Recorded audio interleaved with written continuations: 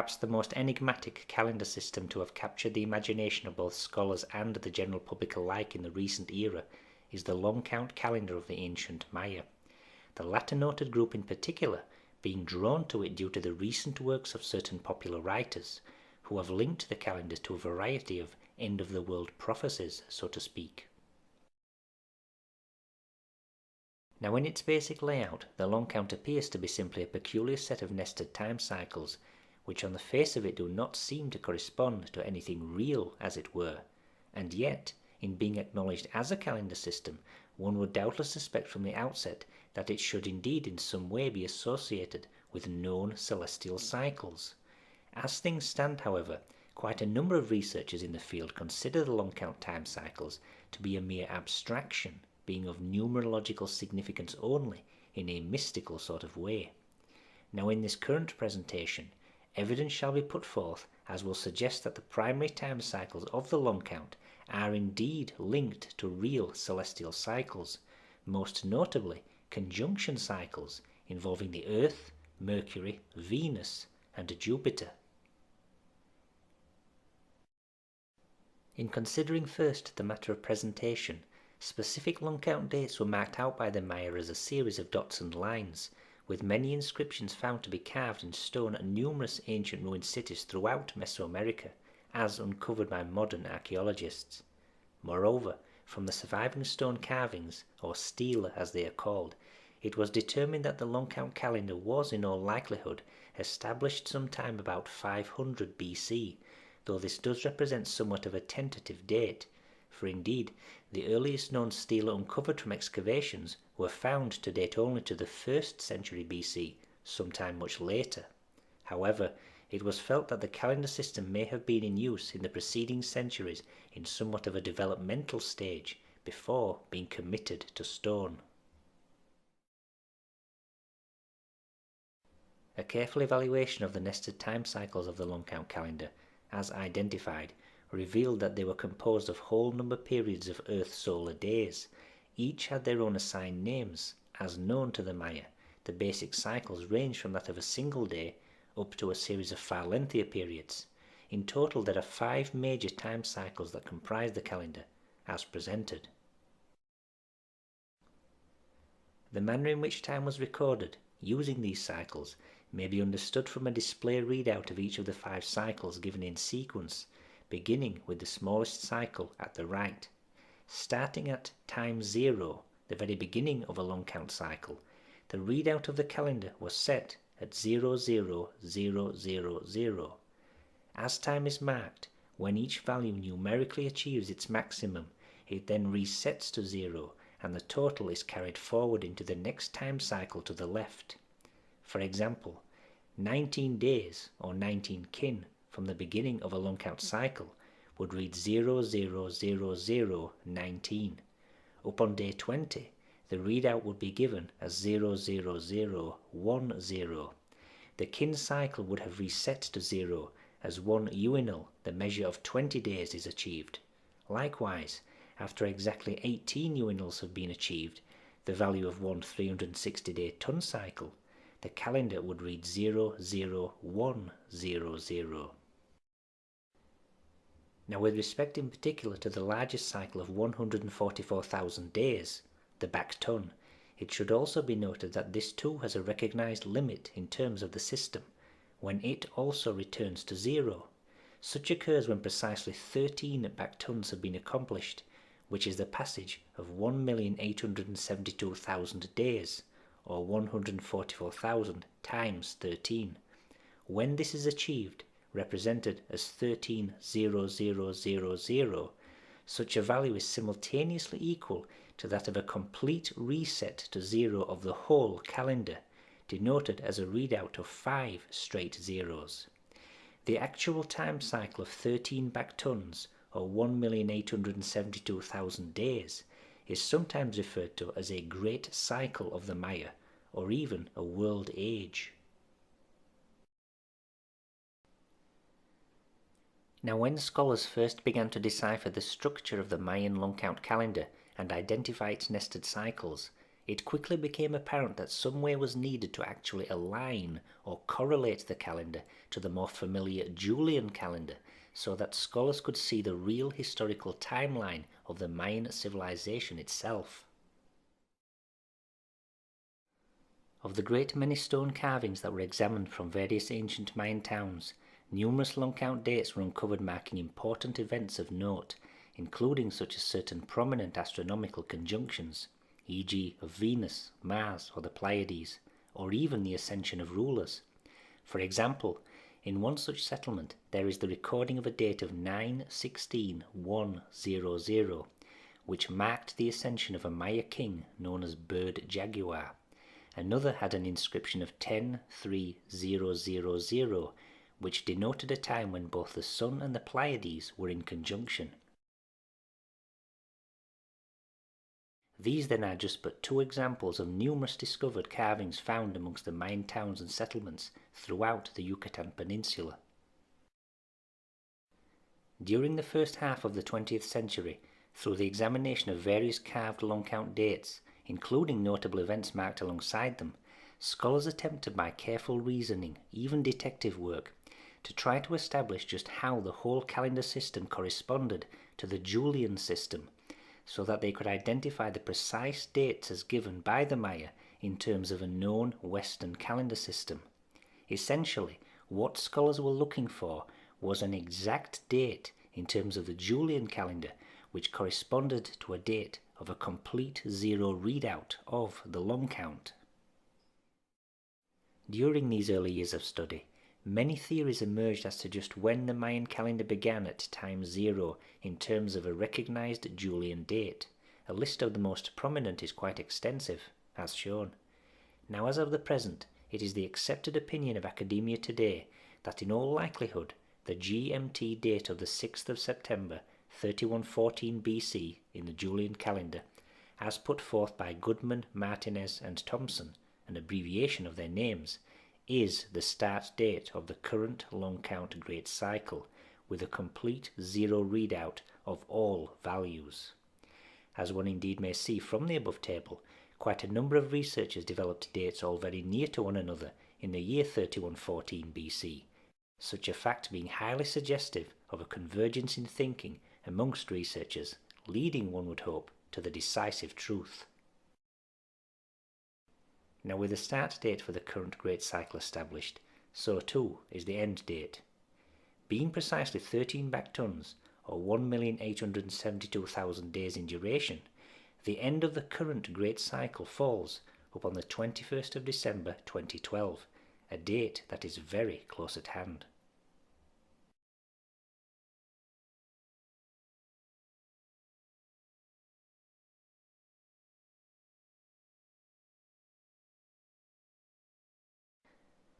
Although it is not obvious, it would indeed appear that the long count time cycles themselves are tied into tracking planetary conjunctions within our solar system, but critically, that this requires special correction measures applied at the appropriate times when certain nested cycles have been completed. Now, in order to understand the genius of the Maya and draw out certain proofs which confirm that they had advanced astronomical knowledge, one needs to carefully consider some of their mythological stories. The primary sourcebook for this is the Popol Vuh, what some call the Mayan Bible, as it were. It is a book that contains all of the major stories involving the gods and heroes as known to the Maya. In many ways it is very similar to a book like Ovid's Metamorphoses, which deals with the exploits of the Greek gods of the Olympian pantheon. One of the most intriguing stories one might encounter within the Popol Vuh is that concerning an encounter between a character called Zipacna and 400 boys. This particular story and its solution can be found upon my website, ancientworldmysteries.com, and it is a classic example of a story which on the face of it seems like a children's story, but that in fact deals with advanced astronomical concepts and calendar systems. Now, to briefly summarize this story.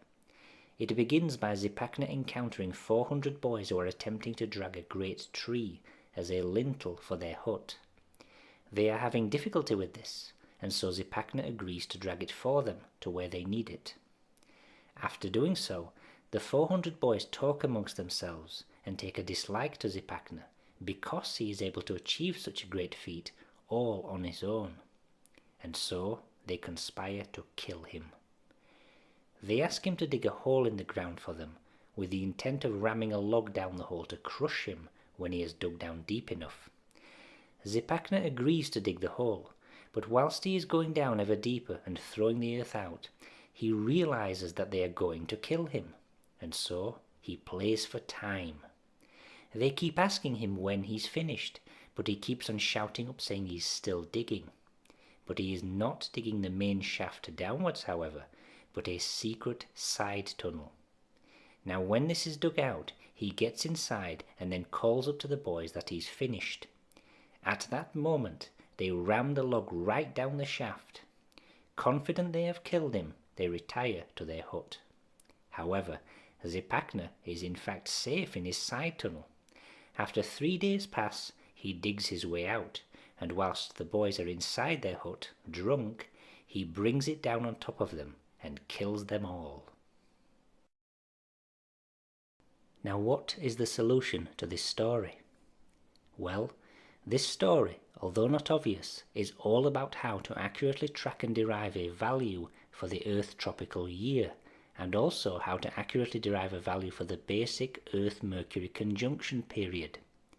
To begin the evaluation, one first needs to consider how one might track the Earth's orbit about the Sun with respect to developing a calendar system. Now in general, the basic system employed today is one wherein the length of the Earth year is usually set as being equal to 365 days for 3 years in a row, with the following year set to 366 days, a basic leap year system that is repeated every 4 years. Now given this, if one adds up the total number of days over 4 such years and divides by 4, one has essentially derived a value of what one must consider to be the length of a single year. However, even with such a refinement though, one still has a value that does differ quite significantly from actual observations, as indeed it turns out that a year of 365.25 days is slightly longer than the length of the true observed year, the actual discrepancy being on the order of some 675 seconds, or 11 minutes and 15 seconds. With this noted, one might just wonder therefore how many years might pass before this error rate of some 11 minutes 15 seconds per year were to build up to almost 1 whole day. The answer is 128 years. And indeed, this is very favourable, because this figure is readily divisible by 4, and 4 years are employed in the basic repeating leap year cycle. There are thus 32 4-year leap year cycles contained within 128 years. Given this then, refinement of the Earth year to a more accurate value can be had by an appropriately timed variation to the basic leap year cycle. For 31 of the leap year batches, one will track 3 years of 365 days and 1 year of 366 days. The 32nd and final batch though will be handled very differently. On the final year of the 32nd batch, which is also the 128th year since counting began, the build-up of the yearly discrepancy of some 675 seconds will be almost equal to 1 whole day, and as a result, whereas ordinarily this year would be counted as a leap year of 366 days, it will be counted instead as a year of only 365 days. Thus, the 32nd leap year batch will be a batch of 4 years in a row equal to 365 days. Now if one adds up all of the days together of all of the 128 years, with this extra correction made, and then divides by 128, a far more refined value for the length of the Earth year will be had. Indeed, the value as derived is so close to the observed value for the length of the Earth year that the discrepancy is less than 1 second of time from the observed value, and this indeed is by far the most optimum system for tracking the length of the Earth year over long periods of time and deriving a value for its length. it is vastly more superior even to the Gregorian calendar system used today. But how exactly does this relate to the story of Zipacna? Well, Zipacna himself, as the central character in the story, directly represents the one special day correction every 128 years. Moreover, the hole or shaft that Zipacna digs into the ground is directly representative of an alignment between the Sun, Mercury, and the Earth. But Zipacna also digs a side tunnel, placing himself within it. He is thus offset from the main alignment, an error, so to speak, to be taken into account, as indeed are the 400 boys also within the story. Consider each element as follows.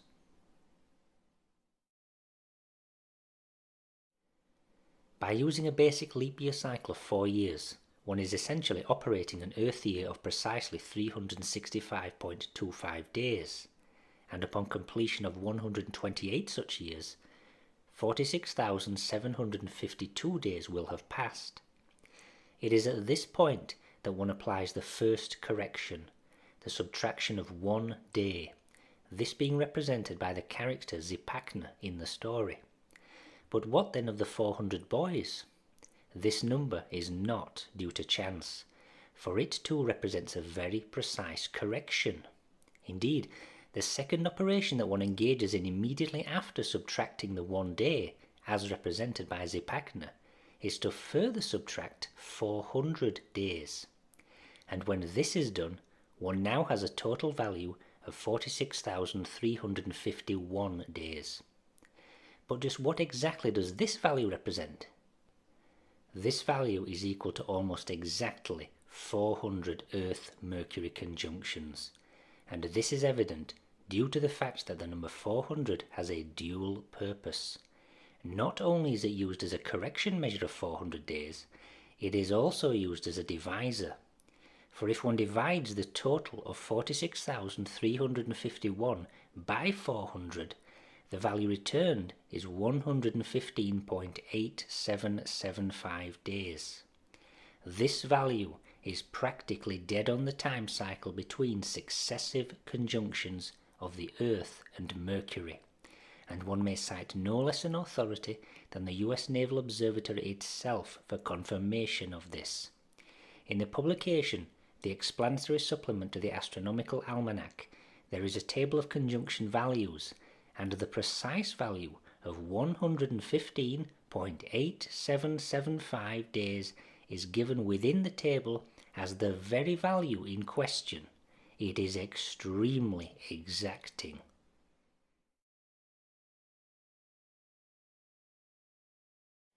Now this implies then that this story, correctly decoded, reveals just how the Maya were able to derive an exceptionally accurate value for the Earth tropical year, and also the conjunction period between the Earth and Mercury, in addition to demonstrating how one might capture and track bulk batches of 400 such conjunctions over time with extreme precision. The relations do not end here, however, for one can demonstrate a linkage to the long count itself, and this is due to the fact that the value of 400 Earth-Mercury conjunctions, 46,351 days, is very close to a value of 46,800 days, which is itself in perfect harmony with the total number of days contained within one great cycle of 1,872,000 days. Indeed, the value fits exactly 40 times within the full great cycle.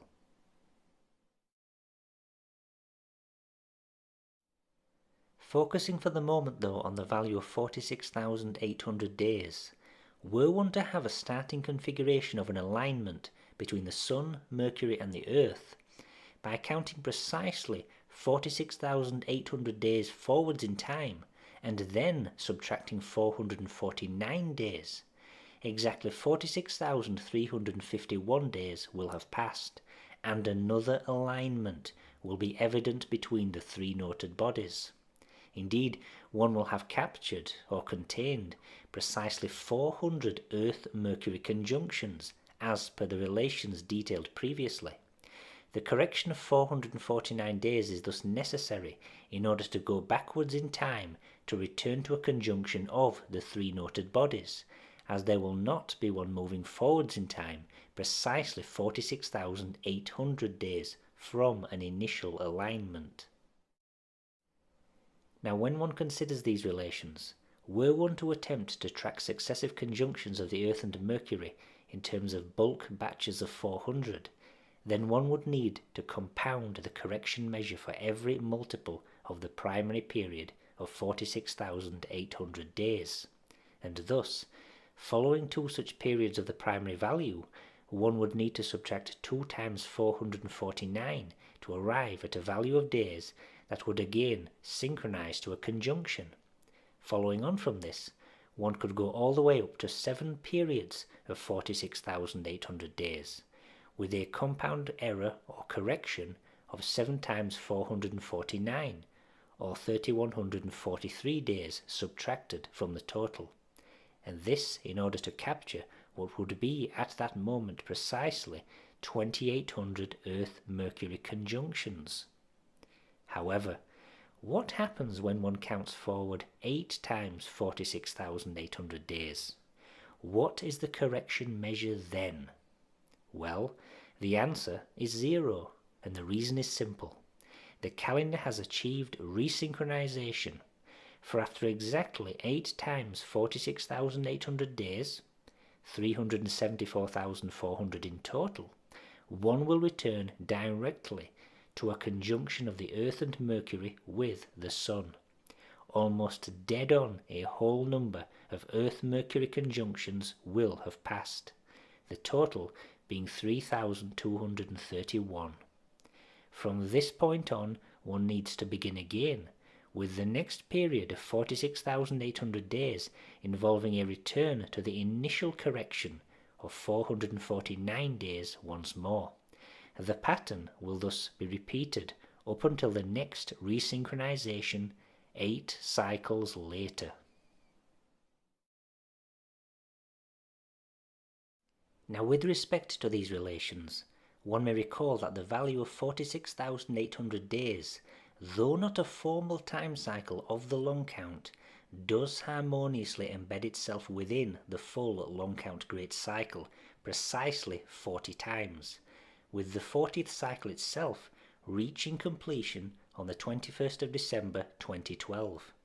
One might be very curious, therefore, to examine just exactly what the relations are between the Earth, Mercury and the Sun at that precise moment.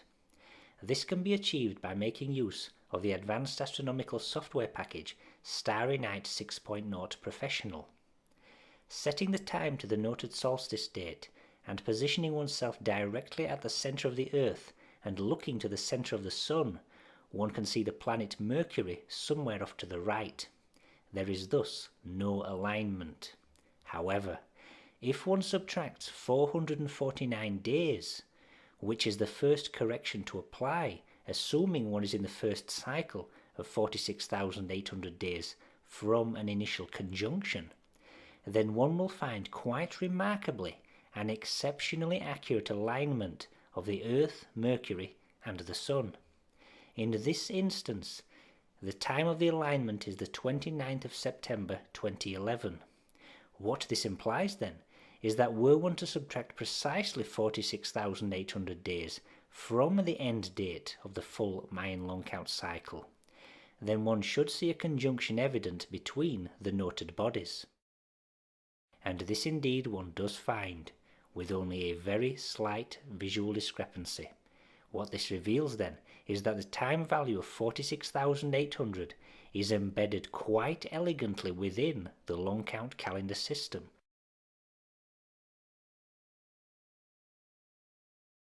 The conjunction cycle of the Earth and Mercury, being embedded within the long count and associated with the time measure of 46,800 days, does not stand alone. There are other examples, for one can also find a similar mechanism for tracking bulk batches of 80 Earth-Venus conjunctions, again making use of the noted 46,800 day cycle, once more with a special correction measure successively applied. and this indeed represents a slight variation upon the so-called Aztec century of 104 years, as discussed in previous presentations, which captured bulk batches of 65 Earth-Venus conjunctions with a compound correction rate of some 5.2 days. Incidentally, with respect to the Aztec century, the complete resynchronization of the calendar, as with the Earth-Mercury cycle discussed previously, occurs every 6,028 Earth tropical years, for within this total there are practically dead-on 58 complete Aztec centuries, each being 37,960 days in length, or 104 years of 365 days. Now with respect then to capturing bulk batches of 80 Earth-Venus conjunctions, involving once more use of the 46,800 day time cycle, one derives the critical correction measure as will be applied to this key value via a manipulation of the Bacton unit of 144,000 days. The first operation being to divide it by 10,000, returning a value of 14.4. If this is then further multiplied by 6, one then obtains the answer 86.4 days. Were one to then subtract this total from the primary value of 46,800 days, one will have a time cycle which almost dead-on contains 80 Earth-Venus conjunctions. Now, as with the previous example, one would have to compound the correction measure over time to experimentally determine just how many corrections have been applied up to the present with respect to the current cycle of 46,800 days. Once more, with the time set at the beginning of the final day of the long count cycle, which is also the final day of the current 46,800 day cycle, if one steps backwards in units of 86.4 days successively, one will eventually reach October the 27th, 2006, which is in total a backward step of some 2,246.4 days. Now, quite remarkably, this measure is equal to exactly 26 units of 86.4, a rather intriguing measure given that 26 is 2 times 13, and 13 is a number so intimately linked to the Mayan system. But one may raise another point of interest also. The value of 2,246.4 days is almost exactly 10 times the orbital period of the planet Venus itself about the Sun.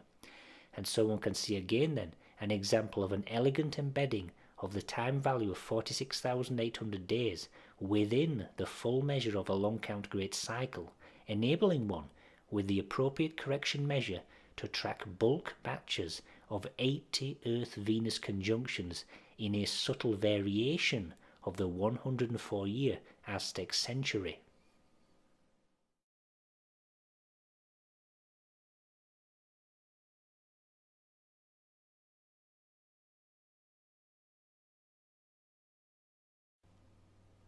So far in this work, it has been shown how a basic 46,800 day time cycle can be used to accurately track successive bulk batches of 400 Earth-Mercury conjunctions and also 80 Earth-Venus conjunctions, applying certain special correction measures at the completion of each such period, and moreover, that the full measure of 46,800 days embeds most harmoniously into the full length of the Mayan Great Cycle of 1,872,000 days, a total of 40 times.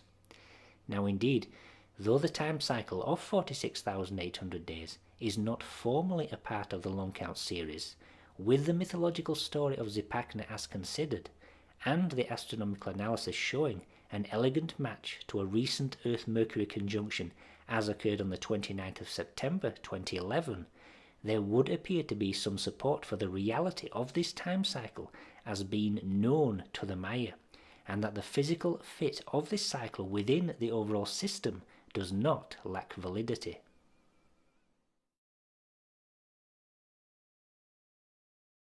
That said, however, can one produce any evidence that the fundamental time cycles known to comprise the long count are themselves associated with real astronomical cycles?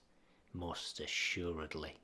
Indeed, from a careful evaluation of the time cycles that make up the long count, it would appear that the system itself is almost exclusively engineered towards tracking just one very specific celestial cycle, namely Earth-Jupiter conjunctions, and it achieves this with exceptional precision. Now, when relaying the proof, one must consider all of the key elements and values that comprise the system and link up the nested time cycles. Herein one can see the basic multipliers that are used to link up each of the primary time cycles of the long count, and they represent the numeric limits that can be achieved upon the 5-digit readout of the long count noted at the beginning of this presentation. Now, as each of the values are achieved, there is a reset to 0 of the relevant column, with a value of 1 carried forward into the next time cycle. Now, one may note in particular 3 key values as are displayed that are crucial to tracking most accurately successive Earth-Jupiter conjunctions. They are the 20-day uinal cycle, the multiplier value of 18, and the Caton cycle of 7200 days. Each of these numeric values correctly applied are of crucial importance to tracking with high precision successive conjunctions of the Earth and Jupiter. With regard to the 2 planets in question, one can see the orbital period values as given. The orbital period of Jupiter, one may note, is cited directly from my own book, The Lost Age of High Knowledge. Now, as with previous examples, the orbital period values of both planets can be input into a basic equation to derive the time period for successive conjunctions with respect to the Sun, and one can see a value of some 398.8836363 days as derived for the primary conjunction cycle of the Earth and Jupiter. Being further out from the Sun, Jupiter moves much slower around the central star than the Earth, and thus the Earth is able to catch up to Jupiter to lap the planet with the passage of almost dead-on 399 days. In terms of accurately tracking a fixed bulk batch of Earth-Jupiter conjunctions, the primary value that one must make use of is 7200 days, the Caton cycle. For consider, were one to begin with a starting configuration of an accurate alignment between the Sun, the Earth and Jupiter, and count forward precisely 7200 days, whilst one would not return directly to a further conjunction, were one to subtract at this point exactly 20 days, the measure of the uinal cycle, one does find oneself back in conjunction. Indeed, taking the value of 7180 and dividing by the true conjunction time cycle, one will find almost exactly 18 conjunctions contained within this value. The error rate is very negligible. The difference between an Earth-Jupiter conjunction value derived from the division of 7180 by 18 set against the observed value being only some 453.81 seconds. Now, with respect to tracking and capturing a bulk batch of 18 Earth-Jupiter conjunctions, one may note that the discrepancy between the precise value of 7180 days and the value of 18 true conjunctions, so to speak, is very close to 0.1 of 1 day, and this allows one to deduce quite well what must be the optimum time for a further correction, assuming one were seeking to track bulk batches of 18 conjunctions successively well into the future with ever greater refinement. Now, as with the example of the Earth-Mercury conjunctions dealt with previously, one can see how successive bulk batches of 18 Earth-Jupiter conjunctions can be tracked with the 7200-day Caton cycle by compounding a basic 20-day correction with the passage of each Caton. By way of example, from an initial alignment, were one to count 4 Caton cycles into the future, one would have to apply a correction of 4 times 20 days, or 80 days in total, in order to go back in time and thus capture 72 Earth-Jupiter conjunctions. Were one to count 9 catons, then the compound correction would be 9 times 20 days, or 180 days in total. With this correction measure applied, 162 conjunctions would be contained. But what happens when one counts 10 catons into the future? Would the optimum correction measure still be 20 days, to add to the previous 9 such corrections? The answer is no, and this is because at this point, with an error rate of 0.1 of 1 day per caton, after 10 such cycles, almost 1 whole day of error will be achieved. As a result of this, the optimum standalone correction measure to be applied at the end of the 10th caton is in fact 21 days, and thus the full compound correction will be 201 days at this point, which will contain 180 Earth-Jupiter conjunctions. An evaluation of the correction measures as applied up to this point allows one to derive a more refined value for successive Earth-Jupiter conjunctions, and comparing it to the observed value as noted previously, one now has a value which is only 26 seconds in error. Now the manner in which there is a build-up of an additional error rate of almost 1 whole day over 10 caton cycles leads one on to understand the importance of the Bacton cycle of 144,000 days, and how it is employed to successively track Earth-Jupiter conjunctions. Essentially, when one considers that as 1 whole day in error is built up over 10 caton cycles, then 2 whole days must build up over 20 caton cycles, and indeed a Bacton unit is 20 times the value of a caton of 7200 days. The implication here then, based upon the structure of the long count, is that rather than actually make a correction every 10 catons, the Maya chose to build up the error rate to 2 whole days over the duration of a single Bacton cycle of 144,000 days. They thus chose to count 19 corrections of 20 days each for the first 19 caton periods, and then apply a special correction measure of 22 days to synchronize with the completion of a Bacton cycle. In this instance then, the total compound correction measure is 402 days per Bacton cycle. Now following on from this, the next major time cycle within the long count is the Great Cycle itself, which is equal to 13 Bactons, being 1,872,000 days. The number 13 then is the next multiplier here, and were one to thus extend the calendar still further to cover 13 Bactons, yet an additional error will present itself, in this case totaling approximately 1.4 days. And therefore one would be due again for another correction, with the aim to at least wipe out a further 1 whole day of error, and thus reduce the running total to some 0.4 days.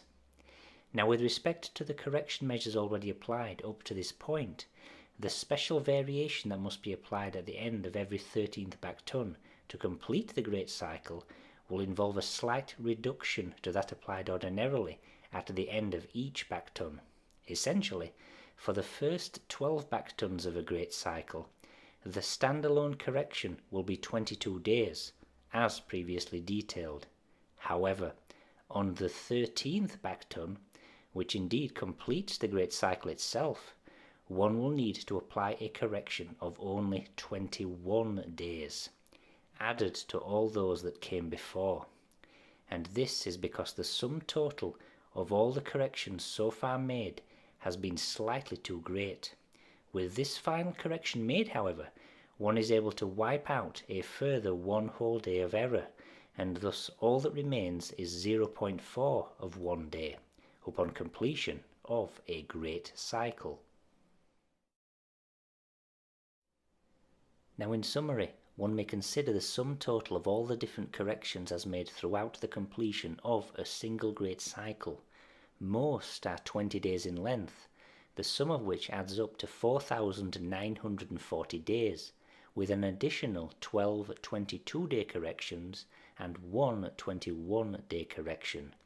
Taken together, a total of 5,225 days are thus subtracted from the length of one great cycle to derive a value that contains most accurately a whole number of Earth-Jupiter conjunctions.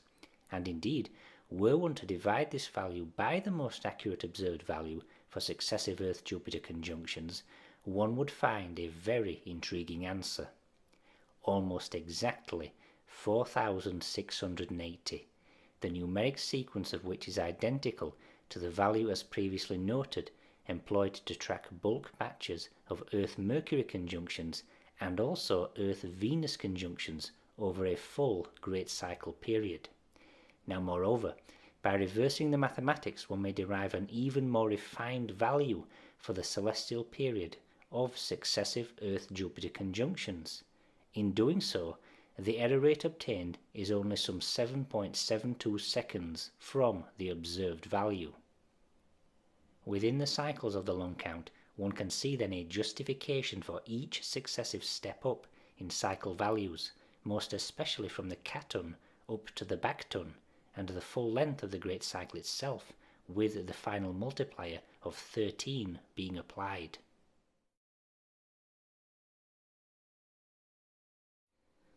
Now indeed, the main correction measure throughout the system is 20 days, and it would be well to consider the celestial pattern of the solar system at the beginning of the final day of the current great cycle, being the 21st of December 2012. If one takes a plan view of the solar system and looks down, one can see that the Earth and Jupiter are slightly out of alignment. But it is very interesting to note that if one applies a 20-day correction at this moment to go back in time to the 1st of December, there is an almost dead-on alignment between the two noted bodies. The error rate is only on the order of some 2 days. With respect to a cycle lasting almost 399 days, a 2-day error is quite negligible. And indeed, as the planets have slightly elliptical orbits, though the mathematics of the conjunction cycle may be perfect, so to speak, successive conjunctions as tracked will not necessarily have an observed precision in all cases. Now consider, when examining the current pattern, one is essentially observing the 18th Earth-Jupiter conjunction in the final caton of the current great cycle. It is interesting to note then that were one to subtract from this very time the full measure of one conjunction cycle to go back to the 17th conjunction of this present caton, then one does indeed see a most accurate observed alignment of the two noted bodies. The time in question is the 29th of October 2011, 2 hours 47 minutes and 2 seconds universal time. Moreover, by changing one's position to the centre of Jupiter, locked onto the Sun itself, looking directly at the central star, one may observe a most optimum conjunction with respect to the Earth.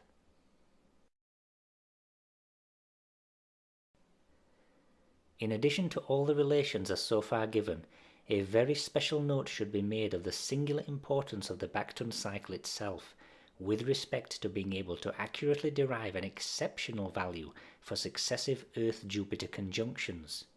Now, when one applies all of the correction measures as detailed, one is able to practically track successive conjunctions of the two noted bodies over the course of one great cycle with extreme accuracy, ultimately deriving a value of the conjunction cycle itself to an error rate of some 7.72 seconds.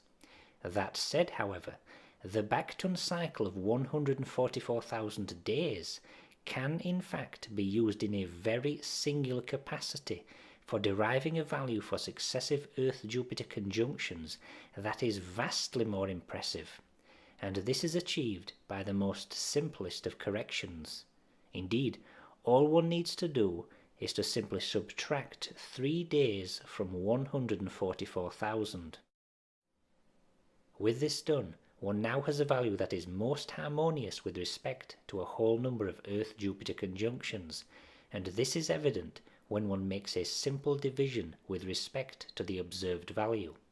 As one can see, almost exactly 361 such conjunctions are contained within the value itself, and were one to reverse the mathematics, employing the very value of 361 in the division sum, a value is derived that is only 1.74 seconds from optimum, a truly astounding result.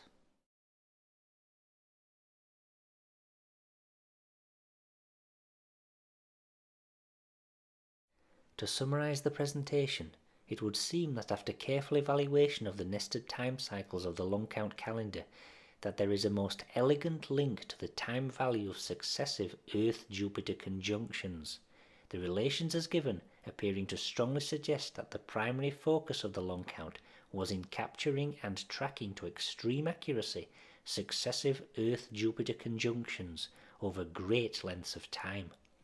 One can practically justify all of the multiplier values, especially from the Caton cycle onwards, as being necessary points at which to make special alterations to a basic 20-day correction measure for ever greater refinement in tracking the celestial cycle in question.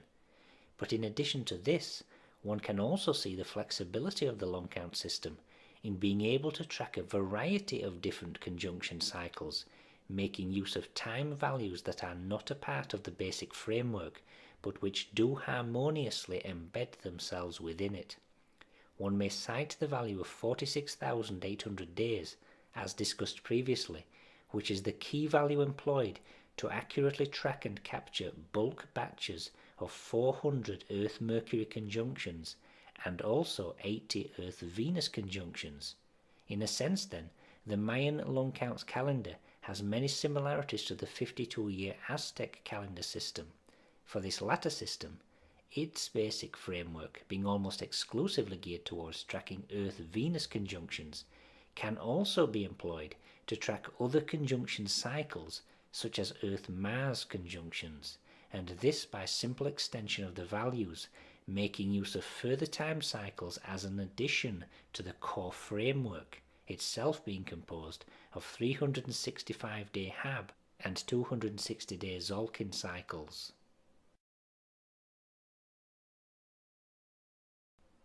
On one last point, it would be well to state that it is the opinion of this present researcher that the long count calendar is in no way focused primarily upon tracking precession, and therefore in consequence, the suggestion by certain researchers that there is a link between the completion of the current long count great cycle, as will end on the 21st of December 2012, and a so-called galactic alignment, is false.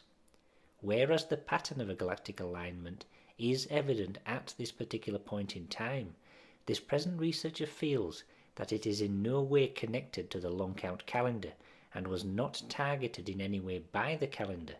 Rather, the true significance of the long count and its core focus is in tracking conjunction cycles of known bodies within the present solar system, most notably involving the Earth, and it is in this way that the calendar is directly relevant to the people of this planet.